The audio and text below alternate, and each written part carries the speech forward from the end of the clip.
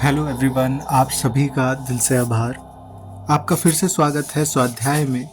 हम पिछले कुछ दिनों से डॉक्टर जोसेफ मर्फी की आपके अवचेतन मन की शक्ति अर्थात the power of your subconscious mind पढ़ने की कोशिश कर रहे हैं, उसको पढ़ने का प्रयास कर रहे हैं। और मैं जानता हूँ आप सभी धीरे धीरे आपकी सभी का एक्साइटमेंट का लेवल बढ़ता जा रहा होगा यदि आप प्रेम पूर्वक ध्यान पूर्वक सुन रहे हैं। जैसा कि हमने पिछली वीडियो में सीखा था, पार्ट 4 में हमने सीखा था कि किस प्रकार हम अगर ध्यान से, प्रेम से और स्वाधीनता पूर्वक इसको पढ़ें तो हम बहुत शीघ्र अपने जीवन में परिवर्तन ला सकते हैं।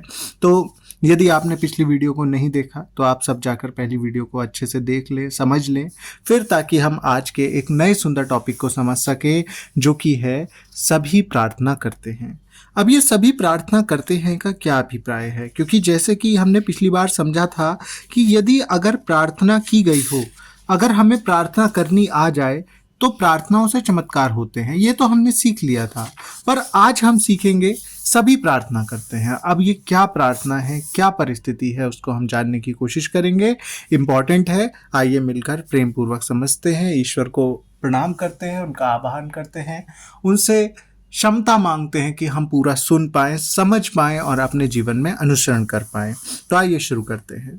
डॉक्टर जोसेफ मर्फी कहते हैं, क्या आपको पता है कि किस प्रकार प्रार्थना प्रभावशाली ढंग से की जाए? क्योंकि हमने पिछली बार क्या सीखा था, पिछली वीडियो में हमने सीखा था कि अगर वैज्ञानिक तरीके से प्रार्थना की जाए तो कोई भी परिवर्तन, कितना भी बड़ा परिवर्तन हमारे जीवन में आ सकता है और अनंत भंडार से हम कुछ भी चीज का, किसी भी चीज का दोहन कर सकते हैं। तो अब वो फिर से हम पूछ रहे हैं कि क्या आपको पता है कि किस प्रकार प्रभावशाली ढंग से प्रार्थना की जाए? कितने समय से आप इसे अपनी नियमित क्रियाओं की तरह कर रहे हैं? किसी आकस्मिक घटना, किसी खतरे या परेशानी, बीमारी और जब मौत का खतरा मंडरा रहा हो, तब आप अपने मित्रों की प्रार्थनाओं का तांता तब आपके मित्रों की प्रार्थनाओं का तांता लग जाता है। ऐसा जानने के लिए बस आप दैनिक अखबार पढ़िए। बड़ी ही इंपॉर्टेंट बात है। वो कह रहे हैं कि देखिए, कभी भी हमारे जीवन में आकस्मिक घटना घटती है। आकस्मिक बोला जाता है कि कोई भी अचानक से घटित हुई हुई घटना, जैसे सब कुछ जीवन में अच्छा चल रहा था, अचानक से हमें हल्का सा कोई प्रॉब्लम लगी, डॉक्टर के पास गए और उन्होंने बता दिया कि बहुत गंभीर बीमारी है। किसी खतरे में या परेशानी में, बीमारी में और जब मौत का खतरा मंडरा रहा हो तब विशेष तौर पर। और तब ऐसा क्या होता है, तब आपके मित्रों की प्रार्थनाओं का तांता लग जाता है। सब आते हैं, सब फूल लाते हैं, फल लाते हैं, सब प्रार्थनाएं करते हैं, जल्दी ठीक हो जाओ, भगवान जल्दी अच्छा कर दे। सब कुछ तरह तरह की प्रार्थनाएं लोग हमारे लिए करते हैं, हमारे मित्र। और वो कह रहे हैं ऐसा जानने के लिए बस आप दैनिक अखबार पढ़िए। आप एक अखबार उठा लीजिए या फिर आज के भाषा में कहें कि आप न्यूज़ चैनल खोल लीजिए, तो हम तरह तरह की खबर देखते हैं। क्या क्या खबर होती है? खबर है कि एक असाध्य बीमारी से ग्रस्त बच्चे के लिए, देशों के बीच शांति के लिए, सुरंग में पानी भर जाने की वजह से उसमें फंसे खनिकों के समूह के लिए देश भर में प्रार्थना की जा रही है। हम पढ़ते रहते हैं, जैसे फॉर एग्जाम्पल कोई भी घटना घटित होती है, अरे इनफैक्ट छोड़िए, इंडिया और पाकिस्तान का मैच हो रहा होता है तो कितने लोग यज्ञ, हवन, प्रार्थनाएं, मंदिर जाकर पूजन आदि करने लग जाते हैं। तो कोई भी परिस्थिति हो उसमें लोग प्रार्थना करते हैं। और ये अलग अलग परिस्थिति उन्होंने दी कि सुरंग में पानी भर जाकर लोग फंस जाते हैं तो लोग प्रार्थनाएं करने लगते हैं। सब लोग देश भर में मिलकर प्रार्थनाएं करते हैं। ऐसा हम कभी ना कभी देखते हैं। बाद में खबर आती है कि सुरक्षित बच जाने पर खनिकों ने कहा कि वे बच जाने के लिए प्रार्थना कर रहे थे। अब वो कह रहे हैं कि जब अगर वो खनिज वाले जो भी फंसे हुए लोग हैं वो बच जाते हैं तो वो कहते हैं हम भी अंदर अंदर फंस कर प्रार्थना कर रहे थे कि कैसे भी करके ईश्वर हमारी रक्षा करे, भगवान हमें बचा ले, या फिर जिसको भी वे मानते हैं वो उनसे प्रार्थना कर रहे थे। आगे डॉक्टर जोसेफ मर्फी बता रहे हैं, एक हवाई जहाज का पायलट कहता है कि वह सफल आपातकालीन लैंडिंग के लिए प्रार्थना कर रहा था। अब कई बार क्या होता है कि अकस्मात कोई परिस्थिति ऐसी आ जाती है या प्लेन में खराबी हो जाती है तो पायलट को आपातकालीन लैंडिंग करनी पड़ती है। तब उस आपातकालीन की स्थिति में जो पायलट था वो भी प्रार्थना कर रहा था। निश्चित रूप से कठिनाई के समय प्रार्थना हमेशा सहायता के लिए उपस्थित रहती है। वो कह रहे हैं जब हम कठिन समय में परेशानी में प्रार्थना करते हैं तो हमें मदद मिलती ही मिलती है। अब देखिए, हम थोड़ा थोड़ा समझ में आ रहा है ना, सभी प्रार्थना करते हैं। अब चाहे वो आकस्मिक परिस्थिति में फंसा कोई व्यक्ति हो, मृत्यु जहां पर मंडरा रही हो, ऐसी कोई सिचुएशन हो, या फिर कोई आपातकालीन स्थिति हो, हर समय हर कोई प्रार्थना करता है। लेकिन प्रार्थना को अपने जीवन का अविभाज्य और रचनात्मक अंग बनाने के लिए किसी कठिनाई का इंतजार करना चाहिए। कितनी सुंदर बात है। अब देखिए, वो कह रहे हैं, ये बात हम बहुत अच्छे से ध्यान रखेंगे। वो कह रहे हैं कि सब लोग परेशानी के समय प्रार्थना कर रहे हैं, पर वो कह रहे हैं कि अगर डॉक्टर जोसेफ मर्फी हमें समझा रहे हैं कि क्या आप सोचिए कि क्या हमें इंतजार करना चाहिए कि हमारे जीवन में कठिन परिस्थिति आए, प्रॉब्लम आए, समस्या आए, तब हम प्रार्थनाएं करें। तो इसीलिए वो कह रहे हैं, लेकिन प्रार्थना को अपने जीवन का अविभाज्य रचनात्मक अंग बनाने के लिए किसी कठिनाई का इंतजार करना चाहिए। वो कह रहे हैं, क्या कठिनाई आएगी तो ही तुम प्रार्थना करोगे क्या? आप सोच कर देखिए, क्या हम जब कठिनाई आएगी तभी हमें प्रार्थना करेंगे, या फिर हम आज भी जब हम सब कुछ सही है तो भी अपने जीवन में रचनात्मक अंग और अविभाज्य अंग, अविभाज्य शब्द का उपयोग इन्होंने किया है। अविभाज्य, भाज्य माने जिसके टुकड़े किए जा सकते हो, जिसे अलग किया जा सकता हो। अविभाज्य जिसको अलग नहीं किया जा सकता, जिसका भाज्य या जिसके टुकड़े नहीं किए जा सकते। वैसे ही वो कह रहे हैं, अपने जीवन का अविभाज्य अंग बना लो। अर्थात अविभाज्य मतलब कि तुम्हारे जीवन में कभी भी ऐसा ना हो कि प्रार्थनाओं से तुम दूर हो सको। हमेशा तुम्हारे जीवन में प्रार्थना होनी चाहिए। वो कह रहे हैं, बहुत इंपॉर्टेंट लाइन है, अच्छे से प्रेम पूर्वक ध्यान से सुनेंगे, एक बड़ी सी मुस्कान चेहरे पर लाइए, उस मुस्कान के साथ सुनिए। डॉक्टर जोसेफ मर्फी बता रहे हैं, प्रार्थनाओं द्वारा नाटकीय उत्तर सुर्खियां बनते हैं एवं प्रार्थनाओं की प्रभावशीलता का साक्ष्य बनते हैं। वो समझा रहे हैं कि हम अपने जीवन में प्रार्थनाएं कितनी प्रभावी हैं, इसका हम साक्ष्य बन सकते हैं। बच्चों की विनम्र प्रार्थनाएं, हर रोज की जाने वाली साधारण अनुग्रह की प्रार्थनाएं, श्रद्धा से की गई प्रार्थनाएं जिसमें व्यक्ति केवल ईश्वर के साथ वार्तालाप करता है, ये सब क्या है? वो कह रहे हैं, देखिए बच्चे कितने विनम्रता से प्रार्थनाएं करते हैं, चाहे वो माता पिता से एक टॉफी के लिए ही प्रार्थना करते हैं।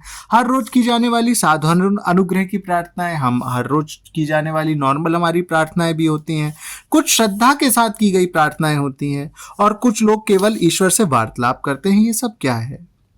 मेरा लोगों के साथ काम करना मुझे बाध्य करता है कि मैं प्रार्थनाओं के विभिन्न पहलुओं का अध्ययन करूं। अब देखिए, इनके जीवन में क्या हुआ, क्योंकि इनके जीवन की आपको याद होगा, अगर आपने फर्स्ट वीडियो देखी होगी, तो नहीं देखी तो आप प्लीज देख लीजिएगा।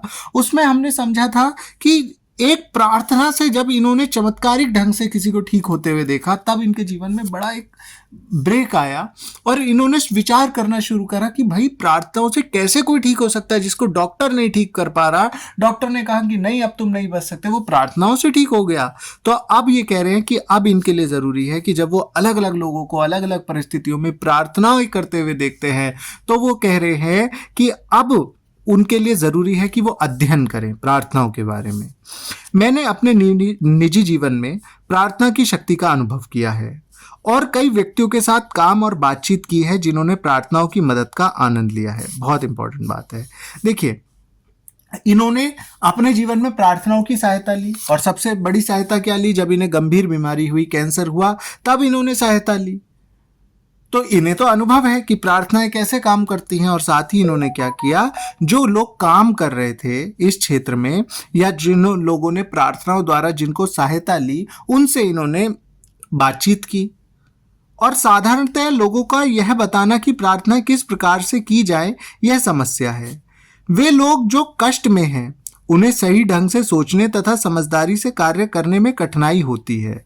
अब बड़ी इंपॉर्टेंट बात है। देखिए, एक चीज है, हम जब स्वस्थ हैं तब हम किसी भी काम को आसानी से कर लेते हैं, परंतु जो तकलीफ में है, अगर उसे कहा जाए कि अब तुम बैठकर ध्यान करो, तो क्या वो कर पाएगा? नहीं कर पाएगा। अब उससे कहा जाए कि तुम प्रार्थनाओं को इस तरीके से जीवन में उतारो, या उसको ज्ञान दिया जाए, तो क्या वो उस ज्ञान को अनुभव कर पाएगा? नहीं कर पाएगा। तो वो यही समझा रहे हैं कि वे लोग जो कष्ट में हैं उन्हें सही ढंग से सोचने तथा समझदारी से कार्य करने में कठिनाई होती है। ऑब्वियसली अभी हम ठीक हैं तो हम सही से कार्य नहीं कर पाते। तो अगर हमारे जीवन जीवन में कभी ऐसा प्रारब्ध, ऐसी तकलीफ आ गई, तब हम क्या करेंगे? तो वो बता रहे हैं उन्हें एक सरल विधि को अपनाने की जरूरत है। अब कोई ऐसा रास्ता चाहिए जो हर व्यक्ति अपना सके, जो कोई भी व्यक्ति अपना सके, जो कोई भी व्यक्ति अपने जीवन में ला सके, जो एक बीमार व्यक्ति भी अपना सके, एक स्वस्थ भी, एक बच्चा भी, एक जवान भी, एक बूढ़ा व्यक्ति भी अपना सके।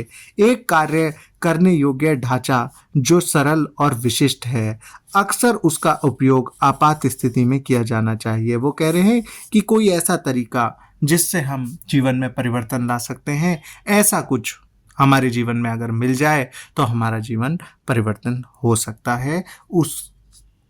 इस विषय में आगे ये क्या ढांचा है, कैसे ये कार्य करेगा, इसको हम सीखेंगे। और विशेष तौर पर अगला टॉपिक, अगली वीडियो बहुत इंपॉर्टेंट होने वाली है। हम जानेंगे इस पुस्तक की अनूठी विशेषता, ये पुस्तक विशेष क्यों है, क्यों इतने सारे लोगों ने। देखिए, हम देखते हैं पुस्तक को तो यहाँ पर लिखा हुआ है 10 लाख से ज्यादा प्रतियां बिकी मूल संस्करण की। क्यों ये बिक गई? 10 लाख लोगों ने इसको स्वीकारा।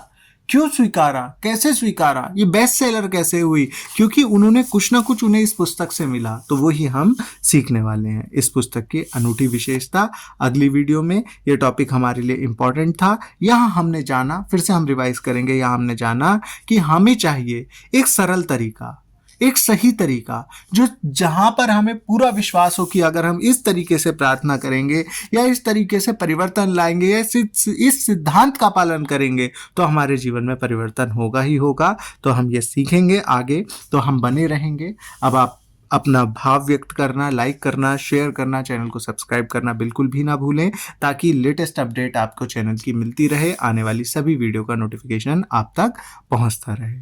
तो आज के लिए हम इतना ही रखते हैं। आप सभी का बहुत बहुत धन्यवाद। अब जो हमारी वीडियो है, यानी कि जो हमारी 6th वीडियो है, वो बहुत इंपॉर्टेंट होने वाली है, जहाँ हम जानेंगे इस पुस्तक की विशेषता क्या है, आप किसका विश्वास करते हैं, ये सब हम सीखेंगे। क्योंकि कोई कहेगा कि अब मैं तो हिंदू धर्म से हूँ, कोई कहेगा मुस्लिम धर्म से हूं, कोई कहेगा सिख हूं, ईसाई हूं, तो क्या ये सबके लिए अलग अलग प्रार्थना है या कुछ सिमिलरिटी है, कॉमन है? वो भी हम सीखने वाले हैं। और जैसे ही ये चैप्टर कंप्लीट होगा, हम अपने एक चैलेंज को पूरा कर लेंगे और हम पहुंच जाएंगे चैप्टर 1 तक, जो कि है आपके अंदर निहित खजाना। और हम जानेंगे हमारे अंदर अनंत खजाना भरा हुआ है, बस हमें उसको खोलने की देर है। तो आज के लिए इतना ही रखते हैं। Thank you so much. आप सभी लोगों का धन्यवाद। आप सभी लोगों का इतना अपना बहुमूल्य समय देने के लिए बहुत बहुत आभार।